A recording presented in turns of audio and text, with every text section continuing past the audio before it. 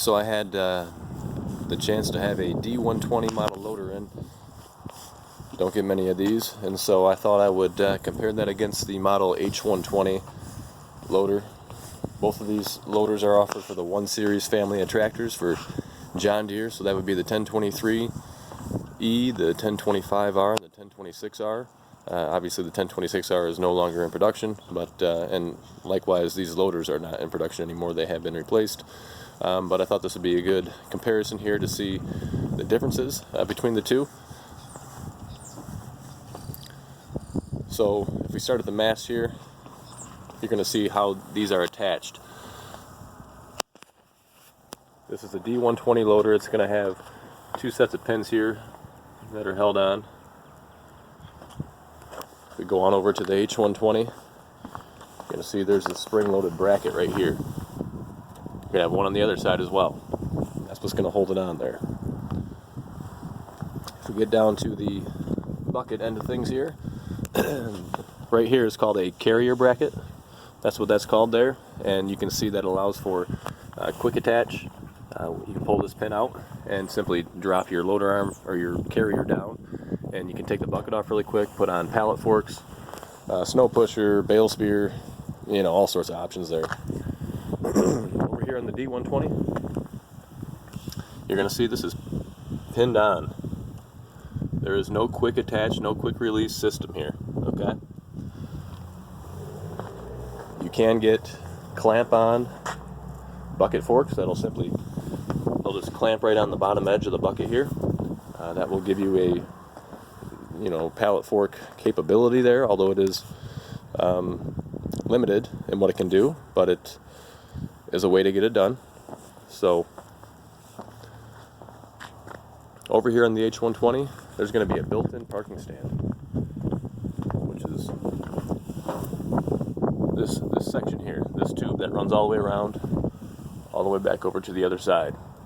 Okay, so when you release these brackets and work your loader joystick the opposite direction, pull back on it, that parking stand is going to drop down while these loader arms raise up, and it's going to stand there by itself. You can do that all while you're sitting on the tractor. Over here on the D120 loader, you'll see they've stored some parking stand arms right here in this tube. There's one on the other side as well. So you'd simply pull this pin out right here and then remove this whole contraption, and then you're going to raise the loader up, and you're going to take this arm here and you're going to actually put it right through here. So you'll do that on either side, so you do have to get off the tractor to do that. And then after that you put some down pressure on the bucket there, and it takes the pressure off of these pins, and you can pull those little pins out there and release these, and then work your loader joystick, and it'll stand there by itself. So this system right here reminds me of a Kubota, what they call their quick attach system. Maybe the Kubota is slightly less time consuming, but it is similar. So I did bring a Kubota out here so you could see it for comparison. But if we start down here at the bucket, this is going to be just a pinned on bucket, which is a standard option. They do offer a skid steer style quick attach bucket, which is an upgrade. You'll see their parking stand arms, this piece right here, they're just kind of already in place there. You do have to take the pin out, put them down in position, and then lock them in place there. You'll put this hole right over this knob here that sticks out, put the pin through there to hold them in place. You do that on the other side as well. And then you're going to see there's still a pin right here that you have to pull out. Okay? So, you know, Kubota's quick attach system, or quick park system I should say, is similar to the base model of what John Deere offers. So we'll take a quick look on the other side here too, just to show you the disconnects. These are a piece of cake. One thing I do want to point out is that after you turn the machine off, before you disconnect these fittings, you want to make sure you work your loader joystick just every direction. That's going to relieve the pressure that's in these fittings here, And getting them off, it's not going to change much, but getting them back on is going to make life a lot easier. So if you forget to do that, if you forget to relieve the pressure on the lines, you'll have a bear of a time trying to hook it back up. And I would suggest getting a rag and a 2x4 and putting the rag over the end of the fitting and then pushing down on the 2x4, because it's going to relieve that hydraulic pressure, but it's going to spray some fluid out. So that rag just helps to collect the fluid and keep it from spraying all over you and the tractor and everything else. So I looked up on John Deere's website the lift capacity to full height, just to see what the differences were, if there was anything.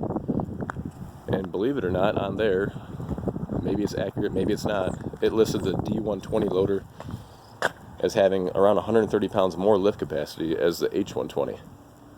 So again, maybe that's an error.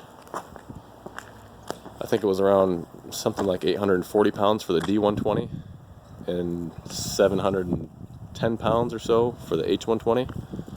But I did find some conflicting information on a couple other websites that listed the H120 as having the same capacity right there around 830, 840. So on John Deere's website, they're only going to list this one size of bucket available, which is just a 49-inch. If you see it side by side, you can see it's just the overall dimensions of it are tinier. Here's your side-by-side dimension. On this H120, we do have I think it's a 51-inch, maybe it's a 53-inch. But there's more options available for the H120. So something that can be added in the field are these carrier brackets. You can add these to the D120 loader, but it has to be done in the field. Can't be ordered out of the factory that way. So anyways, quick comparison here of these couple different loaders that are available. You'll see a lot of these in the used market. It's something to definitely be aware of. The H120 generally, I think at new retail was around $800 to $1,000 more than the D120.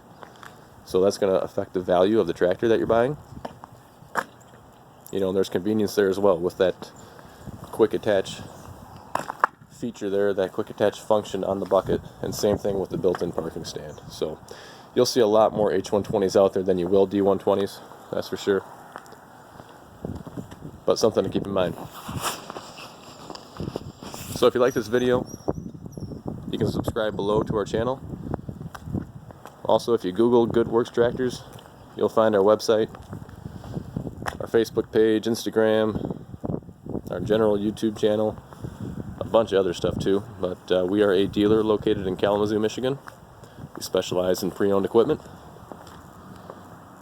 Even if you're not local, that's not a challenge for us. We have freight haulers going around the country all the time. So when they're coming here dropping something off, it's easy enough for them to pick it up and bring it on to you. All of our drivers have decks with ramps on them, so we can get right to your driveway and drop it off right there for you. Rates are really reasonable as well, so don't let that stop you from reaching out. Give us a call, 269-720-4107. Thanks for watching. Have a great day.